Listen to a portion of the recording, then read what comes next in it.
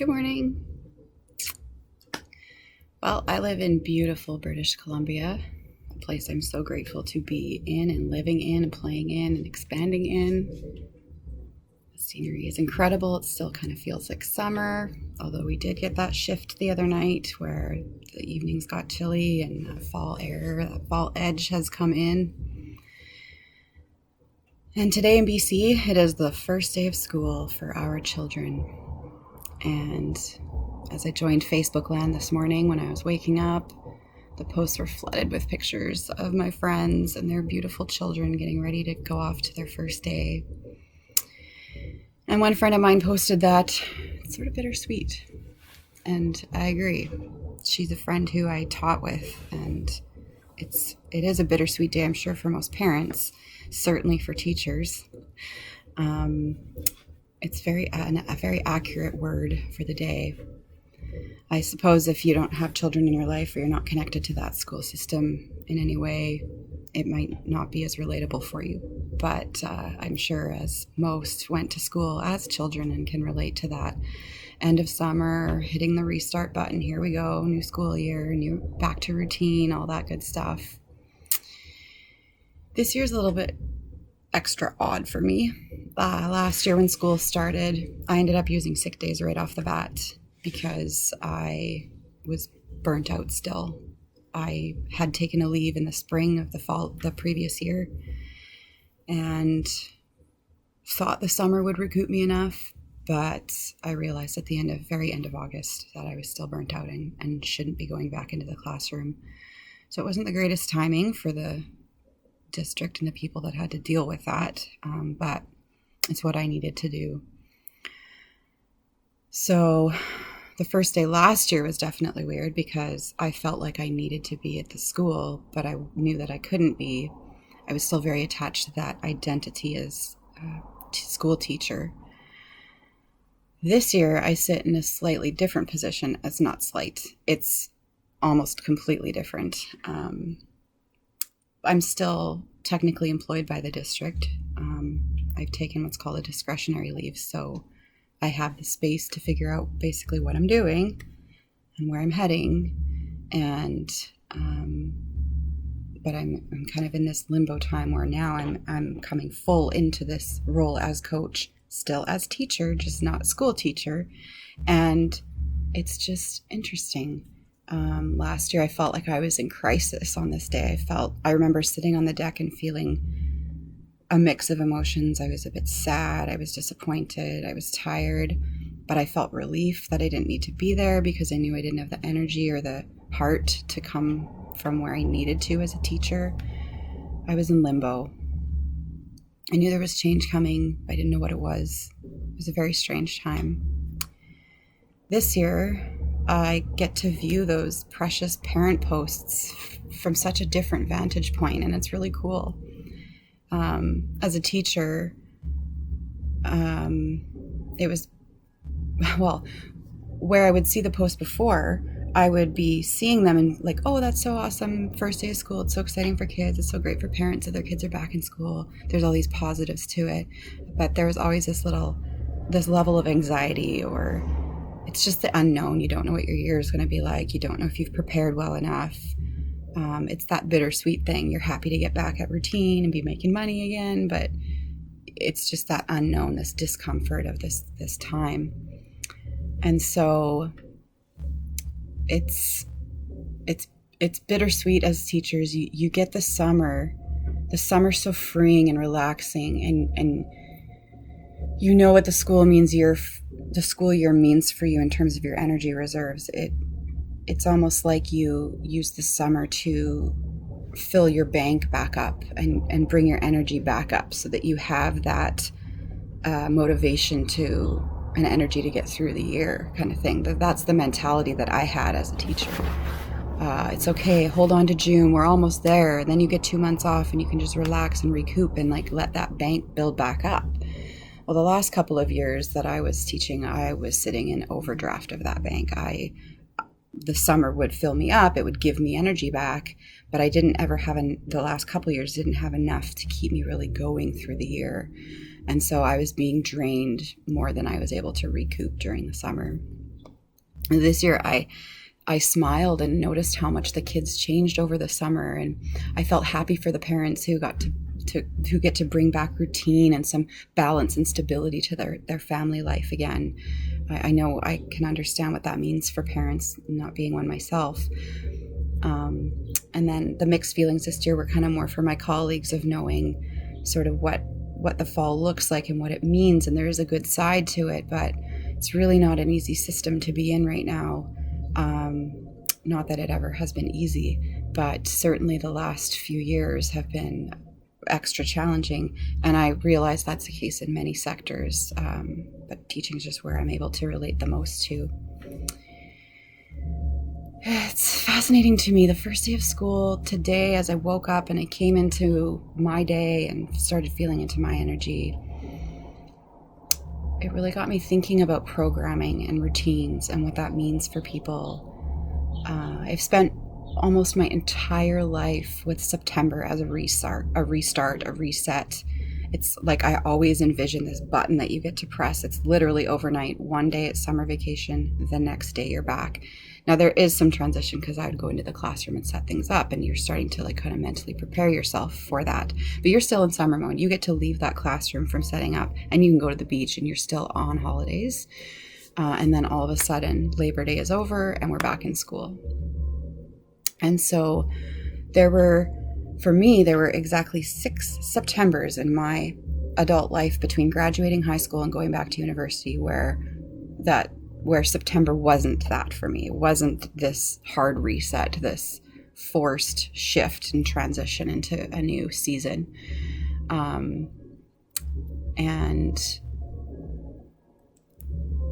even in those, when I think back, even in those 6 Septembers, I can guarantee you I was still using that as a time to reset and reframe. And part of that is the programming of September. That's how we grew up.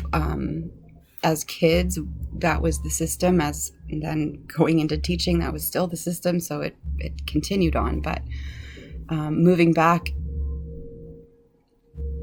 I think moving back into a space of balance is a very good thing.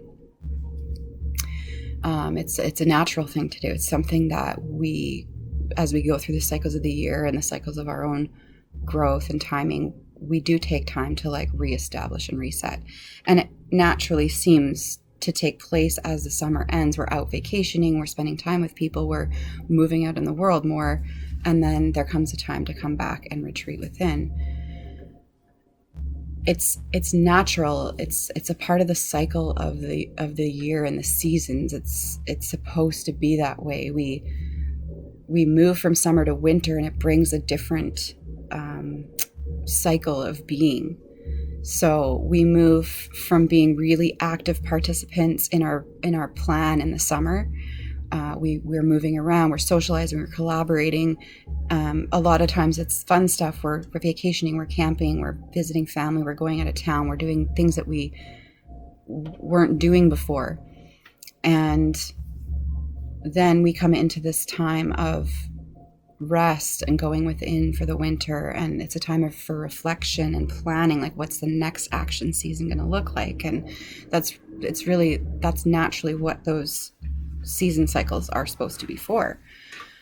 And so here we are in that moment of that shift. And for some people it's a force, like it's happening right now, and then for other people it's not as forced. Now, that's not to say we're not doing the opposite seasonal things in the other seasons. Like, yeah, we rest in the summer. Certainly teachers do that. That is your time to chill and recoup. And then, of course, there's other times in the winter where we are socializing, we are actioning. We're not just literally hibernating and hunkering down all winter. But in terms of general themes and a general focus, that's what those seasons are sort of about for us. It's a fluid process. We tend to do what we are called to do in divine timing. So it seems odd to me to force a reset, like on this day after Labor Day, this is happening. Or for our neighbors to the east, they go back the week before the Labor Day weekend. But it's scheduled. It's like, this is the day, now go. We're doing this now, everybody at the same time, whether you're ready or not. It's happening. Today I feel grateful. I feel so grateful for the learning and the growing that I've undergone in the last 12 months. It's been quite a journey. I feel less attached to the prescription of certain boxes and systems, and I feel hopeful that there's a time coming where more people will get to experience this kind of flow. I've always felt connected to the flow of the seasons. Like, it's natural for me to be motivated and open and vibrant when the days are long and there's lots of light and lots of warmth and everything's bright. And I'm perfectly willing to slow down and enjoy my time with myself and go within for the darker, shorter days of the winter season. So how I transition from one season and one cycle into the next, it feels so much better when it's up to me when that transition takes place. So I kind of have been like balancing these two ideas today between the structured forced reset versus, you know, when my body or my mind and soul are ready to come into that time of reflection. I'm so much happier being able to move through things according to my spirit and the guidance of the universe than the steps that I need to take, my to-do list, or it's an interesting time as a teacher. September, you get back into it, but you also get slammed with to-do lists. Like, there's literally the September checklist is what it's called, and that the administrators take us through to make sure that we are up on all our training and understand all the assessments and data that need to be provided to the district that year. And it's just a very intense time. It's a very forced shift into the next thing. And I was scared at first when I stepped away because all the programming in my life told me that I should be scared and I should be fearful and have anxiety around walking away from my career. My programming getting into my career told me to teach, and I knew from my heart that I wanted to teach. At least I was kind of aligned in that in the first place. But also the programming was around, you know, get a good job, make sure it's secure, have money in the bank, build a life, retire safely, securely. Leaving that security is a risk and you should not do that. That sort of thinking, and I know that's the case for many people in their careers and their lives. The programming trained me to believe that it would be like foolish and unsafe for me to give up what I had created for myself because I had taken the right path and done the right things to put myself in this secure position of having an amazing career. And it is an amazing career. I'm not naysaying it in any way. It can be beautifully rewarding, and I know lots of teachers that are happy and love doing what they do. So I just want to make that clear. But for me, I needed to come to terms with the fact that I wasn't quite aligned. I wasn't quite where I needed to be. So I wasn't fulfilled. I was missing out on flow. I could feel that. Everything felt forced. It felt like a challenge. I felt like I was always jumping through hoops and, as I mentioned in my last video, trying to prove myself. And then I kind of realized that it doesn't have to be that way. But I feel like many people can relate to this. Like, can you relate to this? Like, you might be watching and thinking like how silly it is that I left such a great thing as a teaching profession. Like, that was a silly decision. Like, that would have set you up. Why would you do that? I mean, just tough it out. Just work through it, and then you get to retire early and have a pension, and everything will be great, right? That's the programming. That's the sort of script that goes along with that job, that type of career. And I also wonder how many people are hearing me speak and thinking to themselves, I can relate to that. That's resonating with me. And you might be desiring a similar change for yourself. I also appreciate there's a reality to thinking about like how could I do that? I can't just quit my job. Like, I have bills to pay. I have mouths to feed. I can't just walk away from what is supporting my family. That would not be smart. And like, you're right in thinking that. There's a reason, like, you need to preserve yourself. You need to make sure that your family stays safe and fed. That's legit. I do. I appreciate that.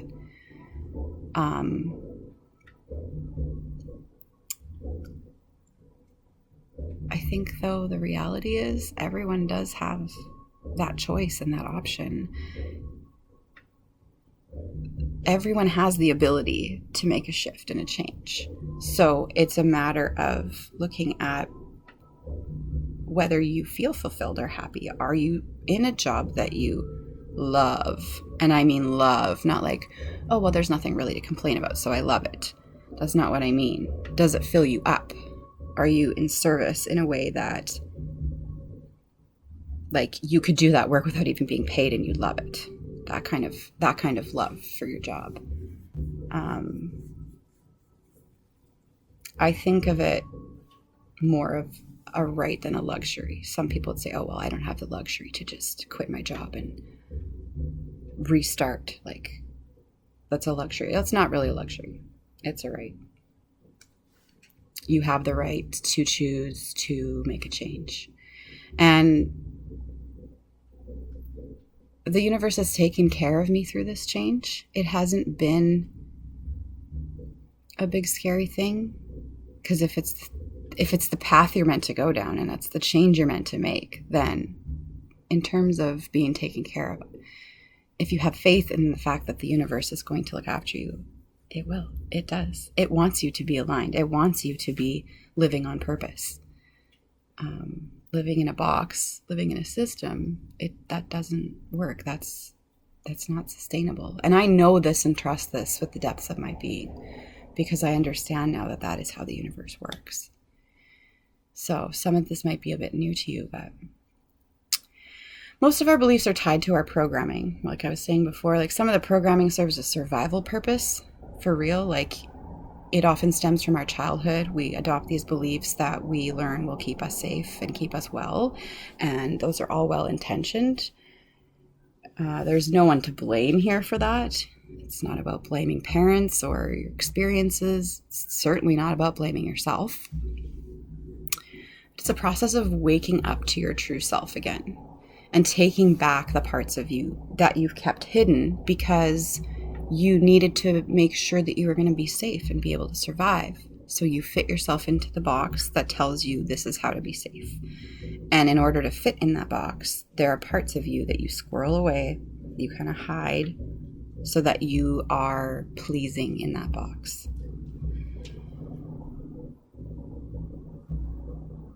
That includes existing in a career space where you know you're not meant to be there. And you know, you can feel it. You know if you're being fulfilled by your job and career or not. And there are many ways to start moving through this type of a change. If what I'm saying is resonating with you, there's lots of ways that you can start exploring what I'm talking about without just up and quitting your job tomorrow. Like, of course, that's not realistic. You do need money to be flowing. That is important. It is realistic. It is life. But if you're wondering what I'm talking about, if you want to know more or would like to have a conversation about it, like, reach out to me. This is what I'm doing now. If you're curious about starting to move into better alignment with yourself and getting a clearer purpose and having a more fulfilling daily life, get in touch with me. We have courses that we offer through Thrive Mind that are about this very thing. It's about coming into alignment with your purpose and yourself and how to work through the notions of your existing beliefs, mindset, where you're at with your emotional intelligence, how the subconscious works. We're also connected with other people and other modalities and other ways of starting to navigate whatever growth and healing that you're ready to take on. Or maybe you're not ready, but you know you need to. But in order to come back to yourself and establish the life that you've been dreaming of. I know the last couple of years has been a time for a lot of people to come into this curiosity space of, who am I really? And what am I doing? Is this what I want to be doing? Is this worth it? Is this what I came here to do? This can't be all there is it? It's not, probably. If you're asking those questions, then there's probably more for you than you realize. And so, yeah, get in touch. Let's have a conversation. The point of programming, outside of survival, outside of those basic sort of, let's figure out how to function in this society, it's putting food on the table for other people. It's by existing through a space of working for someone, not for yourself, being in service to someone in a way that's not coming from a place of love. I use the word forced a lot today. It's like a forced service. It's doesn't quite hit the right mark. You being in service to others should look like a return on your investment, and not in the way of a simple paycheck that's barely getting you through the month. That's missing the point. So when I was going through all this, it was about coming back to myself and saying, well, what is my true purpose? And I realized it is teaching. I wasn't wrong by being a teacher. I wasn't wrong in choosing that profession. I wasn't quite aligned with what and how I should be teaching. And so now I'm stepping into that, and it feels way more natural. It flows. It doesn't feel challenging. Even when I come up against challenges, it's like, oh, I just jumped that hurdle and now I'm on to the next thing. Okay, cool.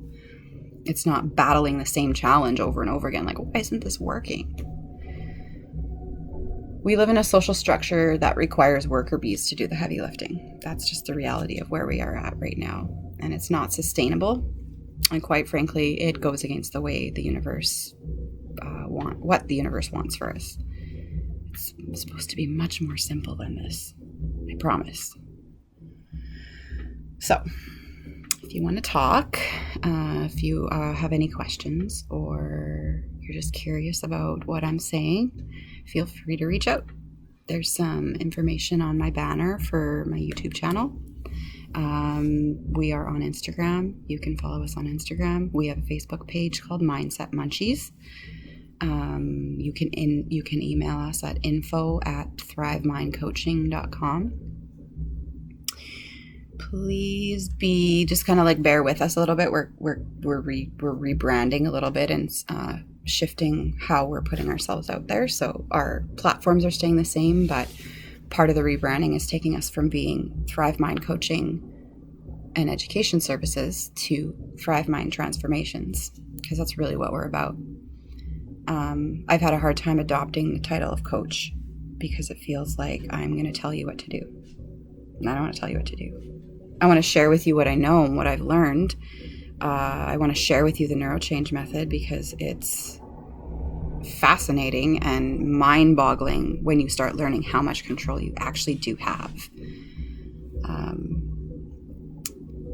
So teach. I like to teach, and I'm happy. It fires me up to think about helping guide people through transformation, where they can come out of that old stuck way of feeling like this is never working out. Why am I always stressed about money? Why am I always unhappy? To coming into a place of alignment with your higher true self, and being able to see like, oh, okay, this is what I love. This is where I need to be. This is what I need to do. And going through those times of change with people really excites me. And being able to support and celebrate with people as they take back some of that control for their lives again. That's why we're doing what we're doing. When I say we, I work with my mom. We both own Thrive Mind Transformations. And I've recently decided to put myself out there on social media like I am. Put myself out there on video on YouTube. It's a brand new thing for me. It was really scary at first, and it was one of those hurdles where once I started doing it, I was like, oh, what have I been waiting so long for? So yeah, if you're hearing this and it's resonating, please reach out. We're here. We're happy to talk and answer any questions. We want everybody to be able to live in harmony and abundance in their lives. It's a birthright. It's what we're supposed to be doing. And it might sound woohoo, but it's really not. And I think a lot of people are starting to learn that. We have control. We are the creators of our lives.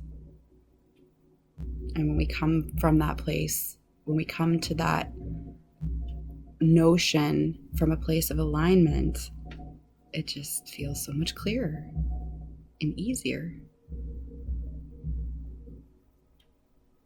I hope that everyone has a really good day. If you're in BC, I hope the first day of school has gone really well for your kiddos, and it is an exciting time to be moving back into some change and routine, and here we go. 10 months before we're back into summer holidays. Enjoy September. Peace and love to you all.